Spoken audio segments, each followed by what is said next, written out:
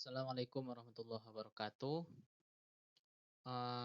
Baiklah, di sini saya akan membahas tentang materi pembelajaran akidah akhlak, yaitunya fastabiqul khairat, taubat, taat, dan istiqamah. Yang pertama adalah fastabiqul khairat. Pengertian fastabiqul khairat. Jadi fastabiqul khairat dal- eh, secara harfiah memiliki arti berlomba-lomba dalam kebaikan. Nah, anjuran ini tertuju baik muslim laki-laki maupun muslim perempuan. Manusia diperintahkan untuk berlomba dalam berbuat kebaikan terhadap manusia dan alam sekitarnya. Misalnya menolong sesama, menyingkirkan sesuatu yang membahayakan jalan dan lain sebagainya. Nah, jadi ayat yang berkaitan dengan uh, fastabiqul khairat adalah surah Al-Baqarah ayat 148. Walikulli wijhatun huwa muwalliha fastabiqul khairat aina ma takunu ya'ti bikumullahu jami'a innallaha ala kulli syai'in qadir. Dan bagi tiap-tiap umat ada kiblatnya sendiri yang ia menghadap kepadanya. Maka berlomba-lombalah dalam membuat kebaikan. Di mana saja kamu berada, pasti Allah akan mengumpulkan kamu sekalian pada hari kiamat. Sesungguhnya Allah Maha Kuasa atas segala sesuatu. Jadi, berlaku fastabiqul khairat ada pula manfaatnya. Yang pertama, memanfaatkan waktu dengan hal yang paling baik. Fastabiqul khairat atau berlomba-lomba dalam kebaikan bisa membantu kita dalam memanfaatkan waktu sebaik-baiknya.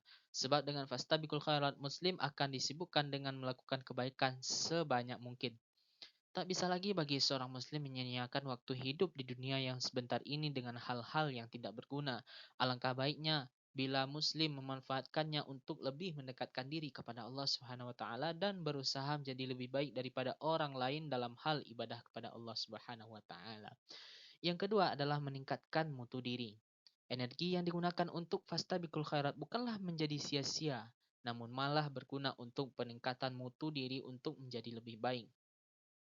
Energi yang dimiliki selalu diarahkan pada amalan-amalan yang diridhai oleh Allah Subhanahu wa taala sehingga dapat meningkatkan iman dan ketakwaan kita kepada Allah Subhanahu wa taala.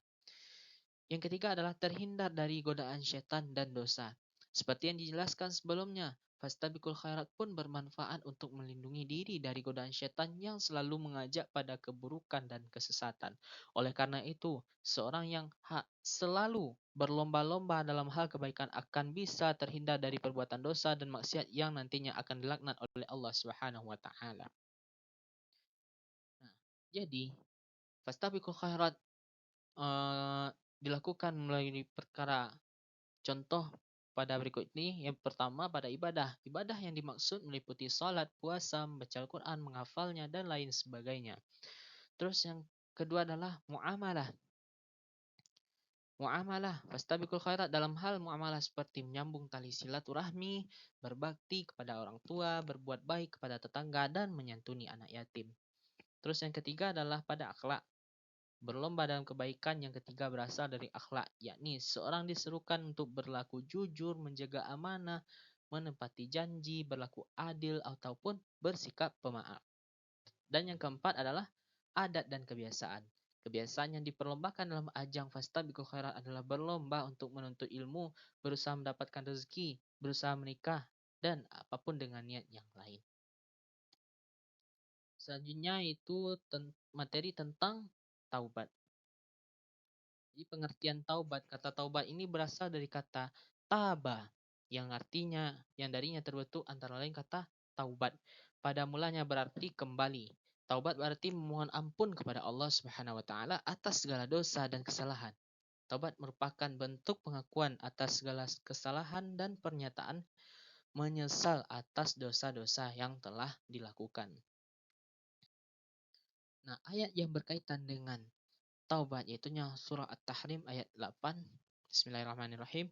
Ya ayyuhalladzina amanu tubu ilallahi taubatan nasuha. Asa rabbukum ayyukaffira ankum sayyiatikum wa yudkhilakum jannatin tajri min tahtihal anhar. Yauma la yukhzillahu an-nabiyina walladzina amanu ma'ah nuruhum yas'a baina aydihim wa bi aymanihim yaquluna rabbana atmim lana nurana waghfir lana innaka ala kulli syai'in qadir. Wahai orang-orang yang beriman, Bertakwalah kepada Allah dengan dengan taubat nasuha atau taubat yang semurni-murninya. Mudah-mudahan Rabbmu akan menutupi kesalahan-kesalahanmu dan memasukkanmu ke dalam jannah yang mengalir di bawahnya sungai-sungai.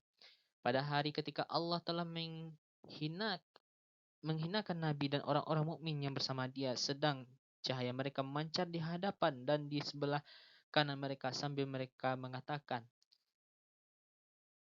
"Wahai Tuhan kami, sempurnakanlah bagi kami cahaya kami dan ampunilah kami. Sungguhnya Engkau Maha Kuasa atas segala sesuatu." Nah, jadi syarat syarat taubat itu yang pertama adalah ikhlas. Yang dimaksud dengan ikhlas dalam bertaubat itu artinya motivasi yang melatar belakangi pelaku dosa itu bertaubat harus murni dari lubuk hati yang paling dalam dan tidak dikotori oleh motif-motif yang lain seperti untuk mendapatkan belas kasihan orang lain atau contohnya seperti sekarang ini tahun-tahun politik itu bertaubat karena untuk kampanye kampanye saja.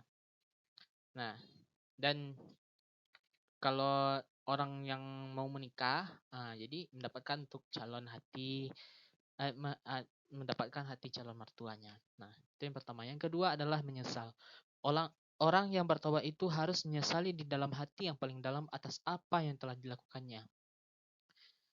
Bila rasa sesal itu masih belum ada, maka itu pertanda bahwa sebenarnya taubatnya itu merupakan bentuk taubat yang tidak sebenar-benarnya.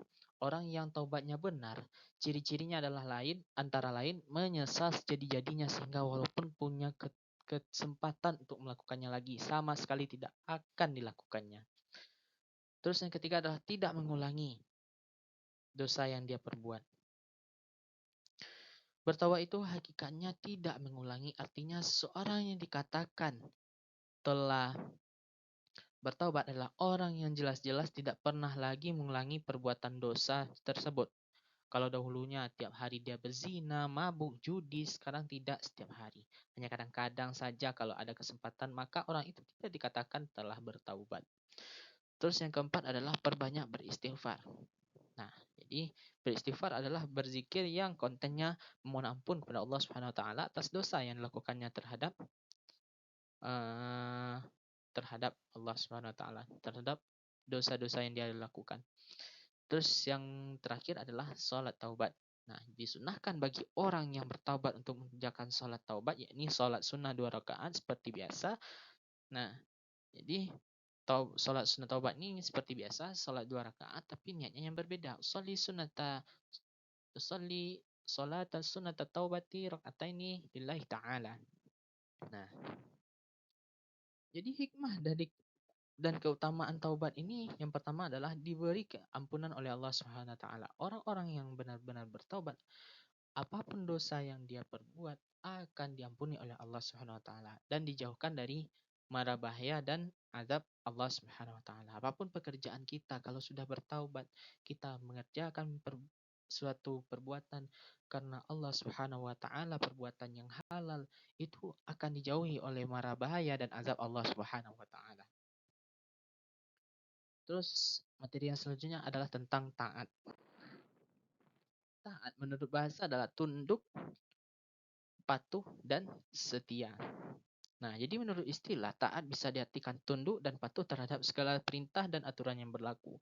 Taat kepada Allah berarti patuh kepada perintah dan aturan-aturan yang dibuat oleh Allah Subhanahu wa taala dalam segala hal. Baik aturan itu berhubungan dengan ibadah kepada Allah maupun aturan yang berhubungan dengan berinteraksi dengan semua manusia dan makhluk yang lainnya.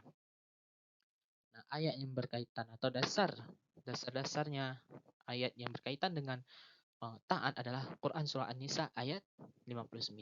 Ya ayyuhalladzina amanu athi'ullaha wa athi'ur rasula wa ulil amri minkum fa in tanaza'tum fi syai'in faradduhu ilallahi war rasul in kuntum tu'minuna billahi wal yawmil akhir dzalika khairun wa ahsanu ta'wila. Wahai orang-orang yang beriman, taatilah Allah, taatilah Rasul dan ulil amri di antara kamu. Kemudian jika kamu berlainan pendapat tentang suatu, maka kembalikanlah ia kepada Allah atau Al-Quran dan Rasul atau sunnahnya. Jika kamu benar-benar beriman kepada Allah dan hari kemudian, yang demikian itu lebih utama bagimu dan lebih baik akibatnya. Nah, jadi penjelasan dari ayat tersebut bahwa kepada siapa saja kita tak harus taat. Yang pertama, pada Allah Subhanahu wa taala. Sebagai seorang muslim yang taat kepada Allah adalah yang paling pertama dan utama. Sebagaimana ayat tadi, kalimat perintah untuk taat yang pertama adalah kepada Allah Subhanahu wa taala. Atiullaha. Ketaatan kepada Allah ini sifatnya mutlak tanpa ada keraguan dan tidak ada tawar-menawar dalam segala aspek kehidupan. Nah, yang kedua, kepada siapa kita harus taat? Kepada Rasul. Itunya Nabi Muhammad sallallahu alaihi wasallam. Ketaatan yang kedua adalah ketaatan kepada Nabi Muhammad sallallahu alaihi wasallam. Ketaatan ini pun mutlak sebagaimana ketaatan kepada Allah ini berarti taat kepada Rasul, berarti taat kepada Allah. Demikian juga sebaliknya, tidak taat kepada Rasul berarti tidak taat pula kepada Allah. Karena ayat tadi jelas bahwa perintah kepada Rasul adalah wajib. Hal ini terbukti dari ayat tadi yang mengulang kata ati'u. Allah wa ati'ur rasul. Taatilah. Nah, terus yang ketiga adalah kepada pemimpin atau ulil amri. Ketaatan yang ketiga adalah perintah taat kepada pemimpin. Hanya saja ketaatan kepada pemimpin ini tidaklah mutlak tetapi mempunyai syarat, yaitu selama pemimpin tersebut berpegang kepada kitab-kitab Allah dan rasul-rasul Allah. Nah, jadi pada kata ulil amri dalam ayat tadi tidak didahului kata ati'u, langsung saja ulil amri. Ini menunjukkan bahwa ketaatan kepada ulil amri tidak berdiri sendiri tetapi berkaitan atau bersyarat kepada ketaatan kepada Allah dan rasul-rasulnya. Oleh karena itu, apabila perintah ulil amri itu bertentangan dengan perintah Allah dan rasulnya, maka kita tidak dibenarkan untuk mentaatinya. Nah, selanjutnya pembahasan tentang istiqamah. Di istiqamah secara bahasa, istiqamah itu secara bahasa berasal dari kata qawama yaqumu yang artinya meluruskan, betulkan, mengoreksi, mengubah, melakukan penyesuaian, memperbaiki, mengevaluasi, menaksir, menilai, memperkirakan, dan lain sebagainya.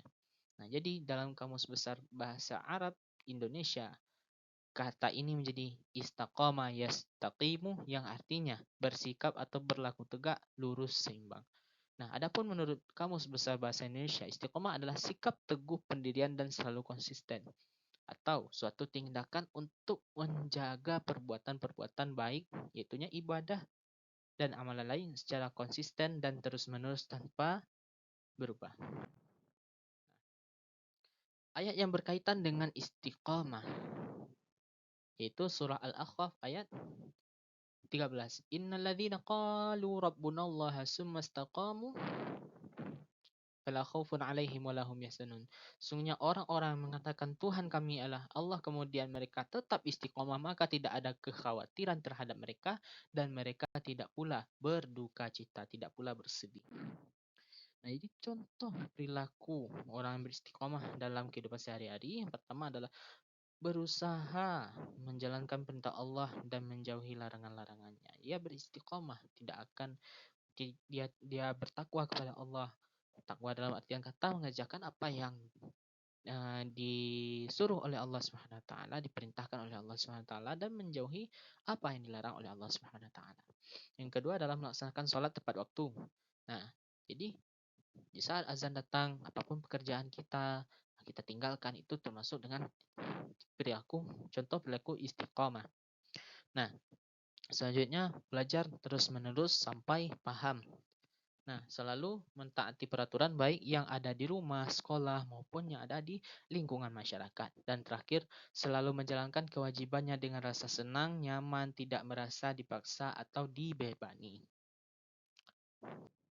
Nah, hikmah dari perilaku istiqomah adalah orang yang istiqomah akan dijauhkan oleh Allah Subhanahu wa taala dari rasa takut dan sedih, dan akan mendapatkan kesuksesan dalam kehidupan di dunia karena dia tekun dan ulet dan selalu sabar serta mendirikan salat, akan selalu dilindungi oleh Allah Subhanahu wa taala. Mungkin itulah yang dapat saya sampaikan. Terlebih dan kurang saya mohon maaf. Akhirul kalam. Assalamualaikum warahmatullahi wabarakatuh.